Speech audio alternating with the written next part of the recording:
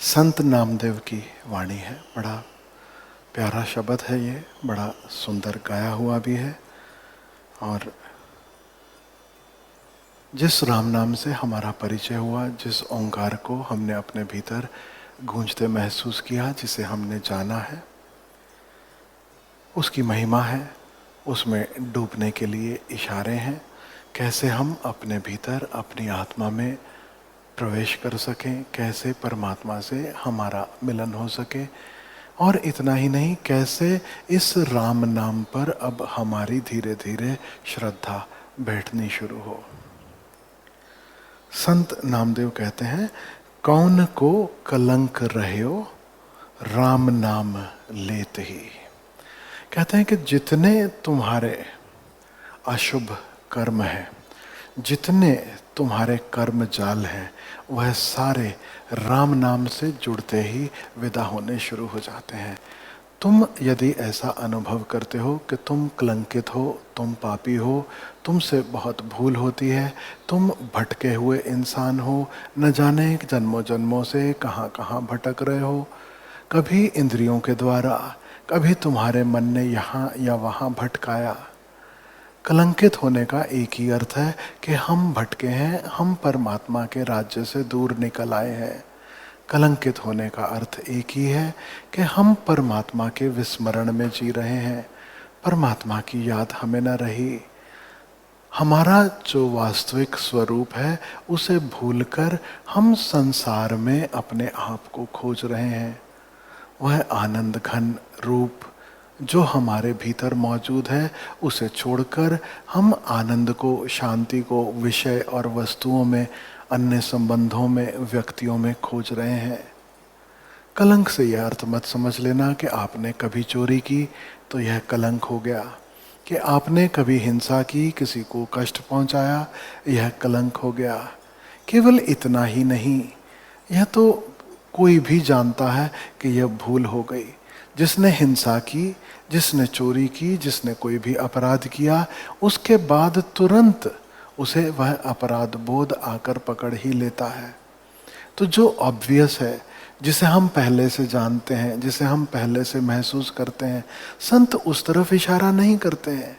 वे उस तरफ हमारा ध्यान ले जाना चाहते हैं, उस तरफ इशारा करते हैं जिधर हमारा ध्यान सामान्यता नहीं जाता। जब नामदेव कह रहे हैं कौन को कलंक रहे हो, तो कौन से कलंक की बात कर रहे हैं, किस तरह के कलंक की बात कर रहे हैं। हमारी मूर्छा ही हमारा कलंक है। हम राम विस्मरण में जी रहे हैं, यही कलंकित जीवन है। हम आनंद भूलकर बेचैनी, तनाव और अशांति भरा जीवन जी रहे हैं, यही तो सबसे बड़ा कलंक है। यह कलंक किसी और की दृष्टि में नहीं, किसी और ने कहा कि यह शुभ है, यह अशुभ है, उसे मानकर नहीं। धीरे धीरे जो भी व्यक्ति साधना में उतरता है, यहाँ तक के साधना में उतरने के पहले ही जो व्यक्ति अपने जीवन के तनाव, अपने जीवन के अंधकार के प्रति सचेत होना शुरू होता है, वह पाता है कि यह अंधकार से भरा जीवन ही कलंकित जीवन है। जो सचेत हुआ, जो जीवन की उहापोह में जागना शुरू हुआ, केवल वही इस प्रार्थना भाव में उतर सकता है, असतो मां सद्गमय। हे प्रभु, मुझे असत्य से सत्य की ओर ले चलो। जिसने अभी असत्य को असत्य की तरह देखना नहीं शुरू किया, वह सत्य की खोज में कैसे निकलेगा। किसी और ने कहा, किसी और ने भेज दिया, तो लोग ध्यान कार्यक्रम में भी चले जाते हैं, कहीं मंदिर चले जाते हैं, कहीं मस्जिद चले जाते हैं, लेकिन उन्हें स्वयं को अभी तक असत्य का कोई भी एहसास नहीं। कोई दूसरा कहता है जीवन दुख है। गौतम बुद्ध के 4 आर्य सत्य याद करना। पहला आर्य सत्य जीवन दुख है। जिसे गौतम बुद्ध दुख कह रहे हैं, उसे ही संत नामदेव कलंकित जीवन कह रहे हैं। दुख क्या है? इग्नोरेंस। मैं जो हूँ, मेरा जो वास्तविक स्वरूप है, उसके प्रति मैं इग्नोरेंट हूँ, उसके प्रति मैं अंधकार में हूँ। और मैंने स्वयं को अपना शरीर मान लिया। मेरे भीतर जो विचार चलते हैं, सारे के सारे विचार बाहर से आते हैं और फिर स्मृति बनकर हमारे भीतर ठहर जाते हैं। कुछ विचार जो लंबे समय से हमारी स्मृति बने हैं, उन विचारों को मैं कहने लगता हूं यह मेरा विचार। जो विचार मैंने यहाँ वहाँ से, किताबों से, अन्य मित्रों से, समाज से इकट्ठा कर लिए, जो मुझे भाने लगे, और फिर मैं उन्हें दोहराने लगता हूँ। मैं कहता हूँ यह मेरा विचार है, यह मेरे सोचने का ढंग है। आप पाओगे लोगों को बातचीत करते, वो कहते हैं मेरे अनुसार ऐसा है। सबसे बड़ी भूल है जब हम कहते हैं मेरे अनुसार। मेरे अनुसार जैसा कुछ है ही नहीं। दूसरों ने जो जो मेरे चित्त पर लिख दिया, उसे मैंने अपना मान लिया। मैं हिंदू परिवार में पैदा हुआ और मुझे बार बार बताया गया कि हिंदू कैसे होते हैं, हिंदुओं के लिए क्या सही है, क्या गलत है, क्या शुभ है, क्या अशुभ है। अब मैं उसे अपना मान लेता हूँ, और जब भी मैं इस जीवन को देखता हूँ, कुछ भी देखता हूँ, मैं अपने हिंदू चश्मे के माध्यम से देखता हूँ। और फिर मैं कहता हूँ मुझे जैसा दिखाई देता है, मेरे अनुसार यह सही है, यह गलत है। हम भूल ही जाते हैं जिसे मैं कह रहा हूं मेरे अनुसार। जब मुझे दिखाई दे रहा है, मैं किसी चश्मे के माध्यम से देख रहा हूं। चश्मा जब नाक पे बहुत देर लगा रहे, कई बार हम भूल जाते हैं कि चश्मा लगा हुआ है। आपने देखा होगा कभी बूढ़े लोग या अधेड़ उम्र के लोग चश्मा खोज रहे होते हैं, अरे मेरा चश्मा कहाँ है, और चश्मा नाक पे ही लगा है या माथे पे लगा है। भूल ही जाते हैं कि चश्मा कहाँ रखा है। हमारी स्थिति बिल्कुल वैसी है। किसी ने हिंदू चश्मा पहना है, किसी ने जैन चश्मा पहना है, किसी ने इंडियन चश्मा पहना है, किसी ने चाइनीज चश्मा पहना है।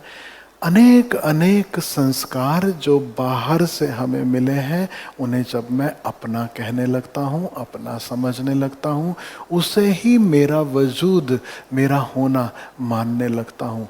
यह जो इग्नोरेंस है, यह जो भूल है, यह जो अंधकार है, यह जो झूठा चश्मा मैंने पहन रखा है, इसे ही गौतम बुद्ध कहते हैं जीवन का दुख।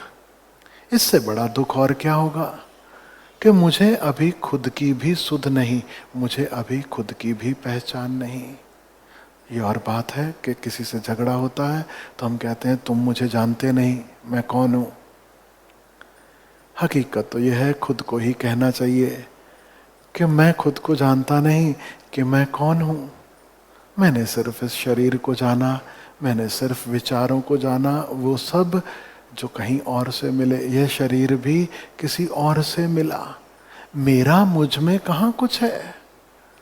जिसे मैं कहता हूं मेरे भाव, मेरे इमोशंस, वह भी किसी और से मिल रहे हैं। किसी को देखता हूं, जहां आकर्षण पैदा होता है, जिस व्यक्ति के कारण मेरे भीतर आकर्षण पैदा होता है, मैं कहता हूं मैं आकर्षित हूं, यह आकर्षण मेरा है। किसी को देखकर हृदय में प्रेम उमड़ आता है, हम कहते हैं मैं प्रेम करता हूं। यदि तुम प्रेम करते हो तो फिर तुम प्रेम करना रोक भी सकते हो।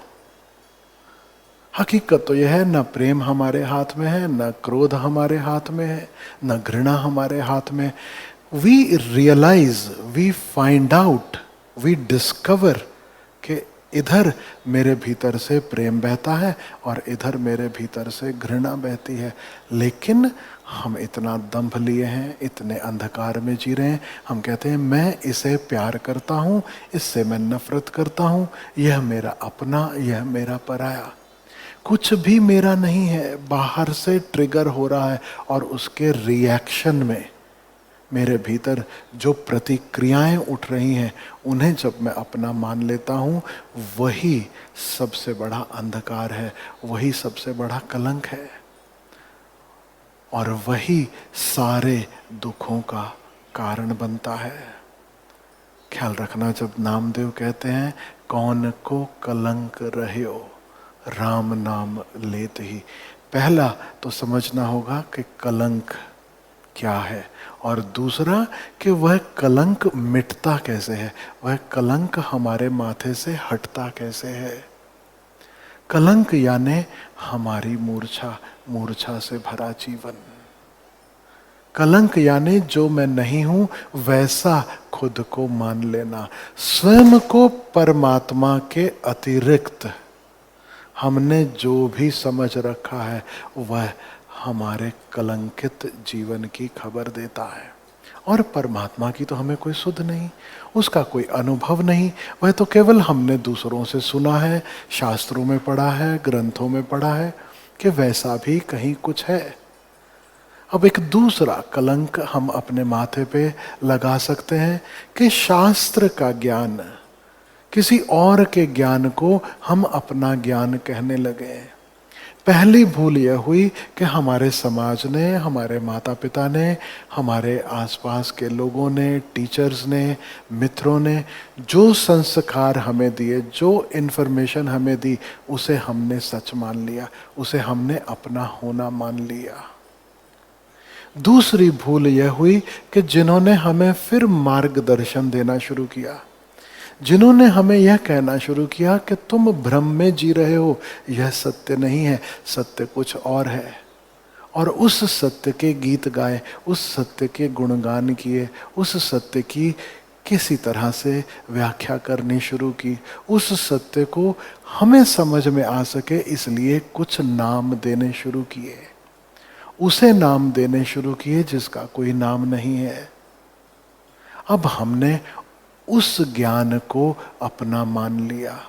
पहले अज्ञानियों के ज्ञान को मैं अपना मान लिया, पहला कलंक, और फिर ज्ञानियों के ज्ञान को भी बिना जाने, बिना अनुभव के मैंने अपना मान लिया, यह दूसरा कलंक। यह कलंक मिटने का एक ही उपाय है, और वह उपाय है कि स्वानुभूति में उतरना। मैं अपने अनुभव से जानूं, मैं मानूं नहीं, मैं जानूं। ओशो की एक प्रवचनमाला है, एक प्रवचन जिसका शीर्षक ही यही है, मानो मत जानो, जिसका वीडियो भी उपलब्ध है, शायद आपने पिछले किसी कार्यक्रम में देखा हो, या आगे इस कार्यक्रम में हम उपाय करेंगे कि आप देख सको। हमारे जीवन में जो भी है वह माना हुआ है, फिर हमने सत्य माना हो या हमने झूठ को सत्य माना हो, उससे कोई फर्क नहीं पड़ता। हमने झूठ को सत्य माना तो भी हम धोखे में हैं, और हमने सत्य को सत्य माना तो भी हम धोखे में। थोड़ी बारीक है बात, समझने की कोशिश करना। सत्य को भी सत्य मानने में भूल हो रही है, क्योंकि सत्य को हमने केवल माना है, अभी तक जाना नहीं है।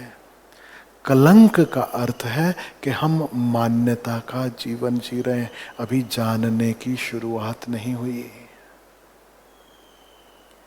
नामदेव इशारा करते हैं यह कलंक कैसे मिटता है, राम नाम लेत ही। अब यह राम नाम क्या है? राम को तुम खोजने निकलते हो। राम यानी दशरथ के बेटे राम नहीं, राम यानी परमात्मा। जैसे परमात्मा को किसी ने सत्य कहा, किसी ने ब्रह्म कहा, किसी ने कहा दैट, वह, तू भी नहीं कहा, कोई नाम नहीं दिया, क्योंकि वह तो अनाम है। कुछ भी कहो, ऐसे ही राम जो शब्द है वह उस परमात्मा का प्रतीक हो गया।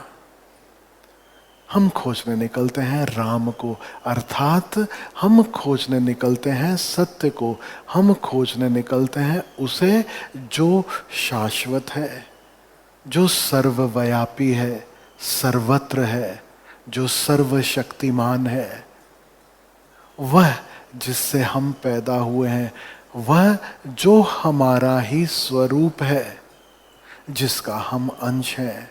हम उस सत्य को जब खोजने निकलते हैं तो 3 सीढ़ियां पार करनी पड़ती हैं। पहली सीढ़ी है शरीर, दूसरी मन, और तीसरा हृदय। शरीर से अर्थ होगा पहली सीढ़ी कर्मों की, भोग की। फिर दूसरी सीढ़ी है मन यानी विचारों की सीढ़ी। तीसरी सीढ़ी है हृदय यानी हमारे भावावेग, हमारी वासनाएं। फिर इनके पार जब चौथे की झलक आनी शुरू होती है, वह चौथे को हमने राम कहा है। जब हमारी सारी इंद्रियां अपने भीतर मुड़ती हैं, जब कान बंद है, आंख बंद है, जिह्वा मौन में है, सब बंद है, जब हमारी सुरति, जब हमारा बोध, जब हमारा होश पूर्णता अपने भीतर उतरता है, भीतर विचारों के भी पार, तब हम पाते हैं कि उस सत्य की कुछ झलकें हम तक पहुंचना शुरू करती हैं। ओंकार उन्हीं झलकों में से एक है। अपने भीतर अनाहत धुन सुनाई देना शुरू होती है। अनाहत धुन यानी परमात्मा की ध्वनि, या कह सकते हो आत्मा की ध्वनि, एक शाश्वत ध्वनि जो हमारे पैदा किए से पैदा नहीं हुई, बस है, सदा से है। संतों ने उसे ही राम नाम कहा। और यह सेतु है, यह राम नाम सेतु है, इस पे हम पार हो सकते हैं। अगर राम नाम की डोरी पकड़ ली तब हम परमात्मा तक पहुंच सकते हैं। ऐसा समझो कि परमात्मा के घर से यह आवाज आ रही है, और इस आवाज का हम पीछा करते करते, इस आवाज के स्रोत को खोजने हम जितना गहरे उतरते चले जाएं, अंततः हम परमात्मा के घर में, उसके मंदिर में प्रवेश कर जाते हैं।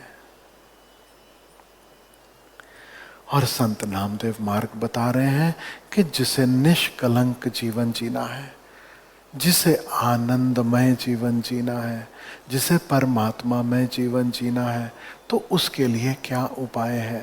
राम नाम उसका उपाय है। और डंके की चोट पे कहते हैं कि दिखाओ मुझे कोई ऐसा, क्या कहीं इस जगत में कोई ऐसा है जो राम नाम से जुड़ने के बाद भी कलंकित रह जाए, जो सत्य से जुड़ने के बाद भी झूठ में जीता हो? क्या ऐसा संभव है? ऐसा समझो कि आज कोई आपको किसी वस्तु का महत्व बताता है तो वो कहता है मनी बैक गारंटी, कि आपने धन लगाया और अगर ये चीज ठीक ना निकली तो we will return your money, money back guarantee. अब संत अपनी भाषा में, क्योंकि संतों का संबंध मनी से तो है नहीं, तो वो अपने ढंग से, वो हमें कैसे श्रद्धा पैदा करें, वो कैसे हमें कहें कि यही सत्य है, तो वो भांति भांति अलग अलग उदाहरण से, अलग अलग ढंगों से हमें कहते हैं, ताकि उनको सुनकर हमें थोड़ी श्रद्धा बैठनी शुरू हो और हम राम नाम की नाव में बैठ जाएं।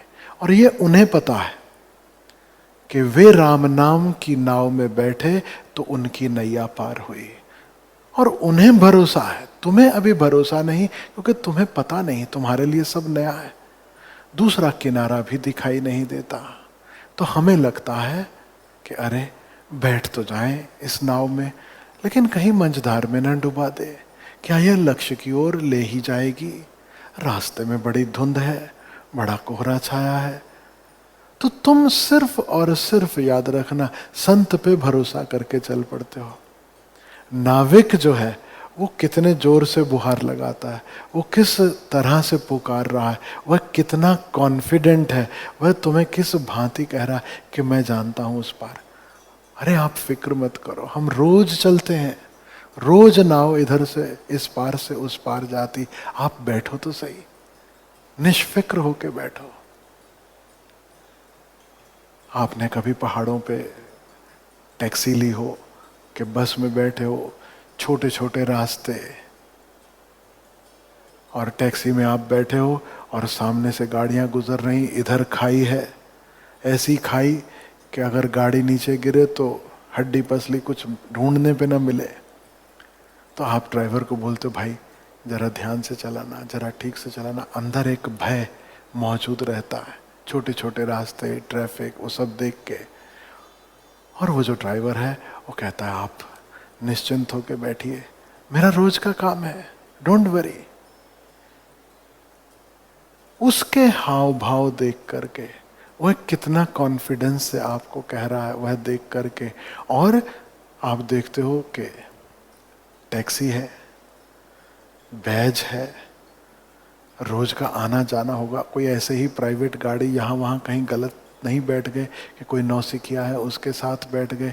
और धीरे धीरे जब 2, 4, 6 मोड़ उसे मैन्यूवर करते हुए देखते हो, तब धीरे धीरे श्रद्धा बैठनी शुरू होती, शुरुआत में नहीं। लेकिन उसके सिवा कोई उपाय नहीं। यदि तुम टैक्सी ड्राइवर पर श्रद्धा न रखो तो तुम टैक्सी में बैठोगे ही नहीं।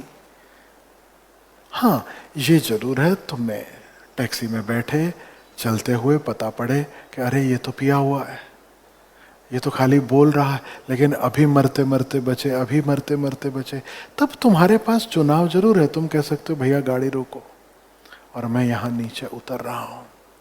अब तुम्हारा अनुभव तय करेगा कि यह ड्राइवर जो है वह श्रद्धा करने लायक है या नहीं है।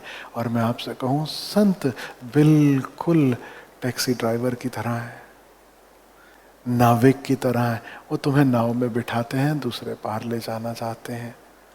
इतनी श्रद्धा तो करनी होगी कि चलो नाव में बैठते हैं, देखते हैं, नहीं जमेगा तो रास्ते में उतर जाएंगे, लौट आएंगे, आगे न चलेंगे, है ना। तो नामदेव किस भांति औरों को प्रेरणा दे रहे हैं कि तुम एक बार, बस एक बार राम नाम का सहारा लेना सीख लो, तब मैं वादा करता हूं कि तुम कलंकित नहीं रह जाओगे। अनेकों को मैं जानता हूं कि उनके कलंक राम नाम से जुड़ने से धुले। और अनेकों का क्या कहूं, मेरे कलंक, मेरा जीवन, मेरी नैया इस राम नाम से पार हुई। तुम बैठो तो राम नाम की नाव में। कौन को कलंक रहे हो राम नाम लेते ही। ऐसा कोई नहीं इस जगत में जो राम नाम से जुड़ा और फिर कलंकित रह जाए। देर सबेर वह पहुंच ही जाएगा। पतित पवित भय राम कहते ही। और कहते हैं कि इतने पतित से पतित, महापापी तुम जिसे कह सको, वह भी पार हो जाते हैं। हमारे सामने उदाहरण है गौतम बुद्ध का, अंगुलीमाल का। अंगुलीमाल जो कि डाकू थे, लुटेरे थे, हत्यारे थे, मार मार के उंगलियां इकट्ठी करके उंगलियों की माला पहनी गले में, इसलिए तो अंगुलीमाल उनका नाम हुआ। लेकिन गौतम बुद्ध की शरण में जाते हैं और संतत्व को उपलब्ध हो जाते हैं। एक ऐसा व्यक्ति जो 99 हत्याएं कर चुका है और उसने संकल्प लिया है कि 100 उंगलियों की माला में पहनूंगा, 100 कत्ल करूंगा, वह भी जब बुद्ध की शरण में आता है, सदगुरु की शरण में आता है, वह पतित भी पवित्र हो जाता है, वह भी संतत्व को उपलब्ध हो जाता है। और ये कहानी भी याद रखना, अंगुलीमाल की बड़ी सुंदर है और प्रतीकात्मक है। 99 उंगलियां, आप समझते हो ना, द क्लब ऑफ 99, सुना है उसके बारे में? लोग कहते हैं फला फला व्यक्ति देखो ये 99 के चक्कर में पड़ गया। अर्थ क्या है? 99 यानी अधूरा, 100 यानी पूरा। ये जितनी हमारी वासनाएं हैं, ये 99 का चक्कर है। हम कहते हैं बस इतना सा और पूरा हो जाएगा, और वह कभी पूरा नहीं होता, कभी पूरा नहीं होता। सदा लगता है कि बस एक उंगली का फर्क है, बस एक अंतिम इच्छा बची, बस इतना सा बात बन जाए, इसके बाद तो मैं सब छोड़ छाड़ के अब परमात्मा के ही मार्ग पे लगने वाला हूं। मैं कितने लोगों को जानता हूं, मेरे मित्र हैं बंबई में, उनकी बात मैं अक्सर करता हूँ। जुहू में रहते हैं और सालों से जानते हैं मुझे, शायद 25-30 साल। और जब से मुझे मिले हैं तब से वो कहते हैं कि अखिल स्वामी, एक दिन सब छोड़ छाड़ के बस मुझे भी साधु हो जाना है, आपके साथ चलना है, बस साधु हो जाना है, सब छोड़ छाड़ के एक दिन। 25 से 30 साल बीत चुके मुझे देखते देखते। कभी बच्चों की शादी करनी है, व्यापार बढ़ाना है, फिर बच्चों के बच्चे देखने हैं, अब धीरे धीरे वक्त आ रहा है कि अब बच्चों के बच्चों की शादी करनी है, न जाने क्या क्या। वो 99 कभी 100 हो ही नहीं पाते, कभी नहीं हो पाते। हमेशा यही लगता बस थोड़ा सा ठीक हो जाए।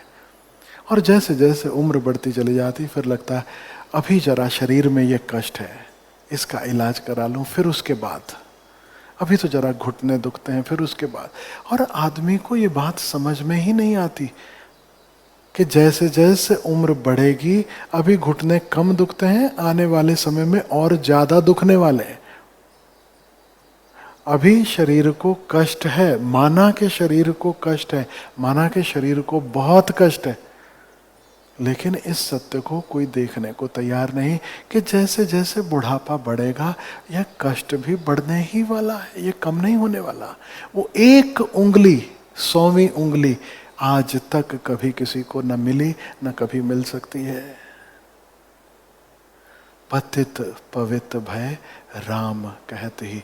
जो तुम्हारे जीवन में अपूर्ण है, जो तुम्हारे जीवन में अधूरा है, वह तभी पूर्ण हो सकता है जब राम से मिलन हो, जब राम से पहचान हो। संसार से, वस्तुओं से, व्यक्तियों से, विषयों से तुम लाख पूरा करने की कोशिश करो, वह कभी पूरा नहीं होता। असली बात, सार सूत्र साधना का वह राम से जुड़ो। राम संग नामदेव जन को प्रतिज्ञा आई, एकादशी व्रत रहे काहे को तीर्थ जाए। जब वह तुम्हारे भीतर मौजूद है फिर उसके लिए तुम्हें तीर्थ घूमने की कहाँ जरूरत है। असली तीर्थ यह देह, परमात्मा का मंदिर यह देह। जो भी इस देह से दूर परमात्मा को खोजने निकला वह भटक गया। जिसे खोजना है इसे अपने भीतर खोजना है। इस देह रूपी तिजोरी का ताला खोलने से ही भीतर परमात्मा के दर्शन होंगे। उसका खजाना इस देह के भीतर ही मौजूद है। फिर कोई एकादशी मनाता है, कोई अमावस को उपवास कर रहा है, कोई पूर्णिमा को उपवास कर रहा है, कोई कुछ कर रहा है, कोई कुछ कर रहा है। और अधिकांशता तो सिर्फ इसलिए कि और मेरी मनोकामना पूरी हो सके। मांग रहा है तीर्थों में जाके भी इंसान, मंदिरों, मस्जिदों, गुरुद्वारों में माथा टेकता जरूर है, लेकिन इसलिए नहीं कि झुकना चाहता है, इसलिए कि कुछ पाना चाहता है, कुछ हासिल करना चाहता है। वहां भी अपनी मांग लेकर जाता है। वही 99 का चक्कर, बस एक उंगली और, बस एक मनोकामना और, बस थोड़ा सा सुख और। भनत नाम दो सुकृत सुमत भय, गुरुमत राम कह को न बैकुंठ गए। कहते हैं ऐसा इस जगत में कोई नहीं है जो गुरुमत यानी गुरु अनुसार, गुरु जो गुरु घुट्टी देता है उसके अनुसार, गुरु की मति के अनुसार, गुरुमत यानी गुरु की अंडरस्टैंडिंग के अनुसार, जैसा उपाय गुरु देता है उसके अनुसार जिसने राम जपा, गुरुमत राम कह को, जिसने गुरु के बताए गए उपाय के अनुसार राम को स्मरण किया, राम का नाम लिया, ऐसा कोई नहीं कि फिर उसे बैकुंठ उपलब्ध ना हुआ हो। बैकुंठ यानी स्वर्गों का स्वर्ग, महास्वर्ग। जहां परमात्मा का निवास है, परम धाम। ऐसा कोई नहीं जो परम धाम ना उपलब्ध हो। सारी मनसा पूरी, मन की आस पूरी,